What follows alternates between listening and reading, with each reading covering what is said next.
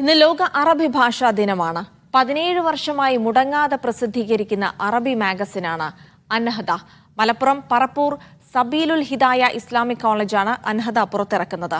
അന്നഹദ മാഗസിനെ പരിചയപ്പെടുത്തുന്ന എക്സിബിഷനും നടന്നു. ഈ റിപ്പോർട്ടോടെ ന്യൂസ് മോർണിംഗ് പൂർണ്ണമാവുകയാണ്. ഇടവേളയ്ക്ക് ശേഷം ന്യൂസ് അറ്റ് 9-ൽ അജി കുഞ്ഞുമോനുണ്ടാകും.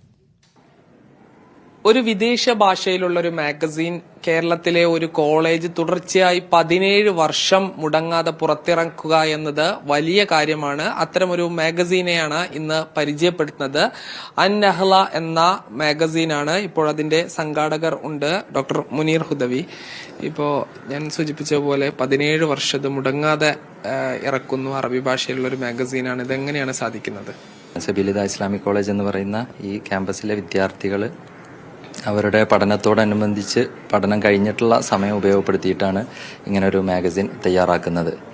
അപ്പോൾ 2006 ഓഗസ്റ്റിലാണ് ഇതിൻ്റെ പ്രസാധനം ആരംഭിക്കുന്നത്.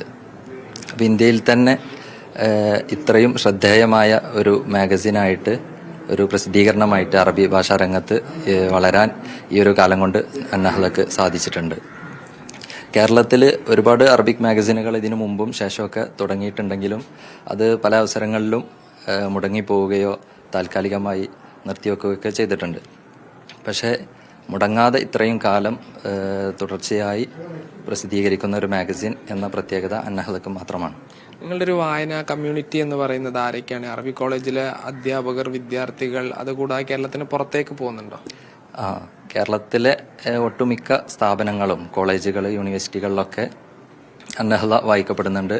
അതിനു പുറമെ കേരളത്തിന് പുറത്ത് ഇന്ത്യയിലെ വിവിധ സംസ്ഥാനങ്ങളിലെ യൂണിവേഴ്സിറ്റികളിലും കോളേജുകളിലുമൊക്കെ അവിടുത്തെ അറബിക് ഡിപ്പാർട്ട്മെന്റുകളുമായി ബന്ധപ്പെട്ടുള്ള ആളുകളൊക്കെ ഇത് വായിക്കുന്നുണ്ട്. അതിൽ അധ്യാപകർ, ഗവേഷകർ, വിദ്യാർത്ഥികൾ, അങ്ങനെ വിവിധ തുറകളിലുള്ള ആളുകൾ ഇത് വായിക്കുന്നു. അതോടൊപ്പം സാധാരണക്കാരായ അറബി ഭാഷയിൽ താല്പര്യമുള്ള ഒരുപാട് ആളുകൾ നമ്മുടെ മാഗസിൻ വായിച്ചു കൊണ്ടിരിക്കുന്നുണ്ട്. ഈ മാഗസിന്റെ പ്രമേയങ്ങൾ എന്തൊക്കെയാണ്? എന്തൊക്കെ ലേഖനങ്ങളാണ് വരാറുള്ളത്? മാഗസിന് പൊതുവെ സാഹിത്യമായിട്ടുള്ള കാര്യങ്ങൾ, അതുപോലെ തന്നെ രാഷ്ട്രീയമായ കാര്യങ്ങളിൽ വ്യക്തമായിട്ടുള്ള ഒരു നിലപാടോ അല്ലാന്നുണ്ടെങ്കിൽ അതുപോലെയുള്ള കാര്യങ്ങൾ കൂടുതൽ അതിൽ കൊണ്ടുവരുന്നതിന് പകരം സാഹിത്യമായിട്ടുള്ള കാര്യങ്ങൾ, അതിൽ നിരൂപണ കൃതികളാകാം, അതുപോലെ തന്നെ ഓരോ അറബ് വേൾഡിലുള്ള വല്ലാതെ ലൈംലൈറ്റ് നേടിയിട്ടുള്ള, അല്ലാന്നുണ്ടെങ്കിൽ ബുക്കർ പ്രൈസ് ഒക്കെ നേടിയിട്ടുള്ള വലിയ പുസ്തകങ്ങളോടുള്ള ചർച്ചകളാവാം. പിന്നെ അതുപോലെ തന്നെ നമ്മുടെ ക്യാമ്പസുമായും, പിന്നെ അതുപോലെ തന്നെ നെഹ്ലയുടെ ഭാവവുമായി ബന്ധപ്പെട്ടിട്ടുള്ള പദ്ധതികൾ, പിന്നെ അതുപോലെ തന്നെ നമ്മുടെ സമൂഹത്തിനെ ബാധിക്കുന്ന കൾച്ചറൽ വ്യൂസ്, അതിൻ്റെ എല്ലാ തലങ്ങളും മാനങ്ങളും തൊട്ടിട്ട് നീങ്ങുക എന്നുള്ളതാണ് നെഹ്ലന്റെ ഒരു നയം എന്ന് പറഞ്ഞാൽ. ഇപ്പൊ ആദ്യം ഒരു പത്രം പോലെ തുടങ്ങി, പിന്നീട് 2 ആഴ്ചയിൽ ഒരിക്കൽ ഇറങ്ങുന്ന മാഗസീനായി ഇപ്പൊ കുട്ടികൾക്ക് വേണ്ടി കൂടി ഒരു പ്രസിദ്ധീകരണം ഉണ്ടല്ലേ? അതെ, അതിപ്പോ ഈ വർഷം നമ്മുടെ ഉസ്താദിന്റെ ആണ്ടിനോടനുബന്ധിച്ച്, ബാപ്പുട്ടി ഉസ്താദിന്റെ ആണ്ടിനോടനുബന്ധിച്ച് തുടങ്ങിയതായിരുന്നു. അതിന്റെ 2 കോപ്പികൾ ഇപ്പോൾ പുറത്തു വന്നിട്ടുണ്ട്. തുടങ്ങിയിട്ട് നമുക്ക് നല്ലൊരു രീതിയിലുള്ള ഒരു സപ്പോർട്ടാണ് അതിന് കിട്ടിയിട്ടുള്ളത്. പുറത്തുനിന്നും മറ്റൊക്കെ ഏകദേശം അത്യാവശ്യം രീതിയിലുള്ള വായനക്കാരുള്ള ഒരു രീതിയിലേക്ക് അത് മാറിയിട്ടുണ്ട്. പിന്നെ നമുക്ക് ഇതിനൊക്കെ കൂടുതൽ ഇതിന് പ്രവർത്തിക്കാനും മറ്റൊക്കെ സപ്പോർട്ട് ചെയ്യുന്നതും നമ്മുടെ മാനേജ്മെന്റ്, അതുപോലത്തെ ഭാവസ്ഥാപന പോലത്തെ ഇപ്പോൾ കോളേജ് നടത്തിക്കൊണ്ടിരിക്കുന്ന വ്യക്തിത്വങ്ങളാണ്. ഇപ്പോൾ ഈ കിഡ്സ് മാസിക പുതുതായിട്ട് തുടങ്ങിയിട്ടുള്ള അന്നഹ്ല സോയറ എന്നുള്ള പേരിൽ തുടങ്ങിയിട്ടുള്ള ഈ മാസിക ജനങ്ങൾ, അതല്ലെങ്കിൽ വിദ്യാർത്ഥികൾ, കുട്ടികളെ ഏറ്റെടുത്തു എന്നുള്ളതാണ് നമുക്ക് പറയുന്നത്.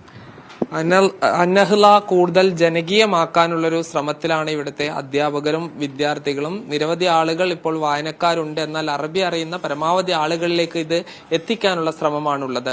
സാജിദ് അജ്മൽ, മീഡിയ 1, മലപ്പുറം.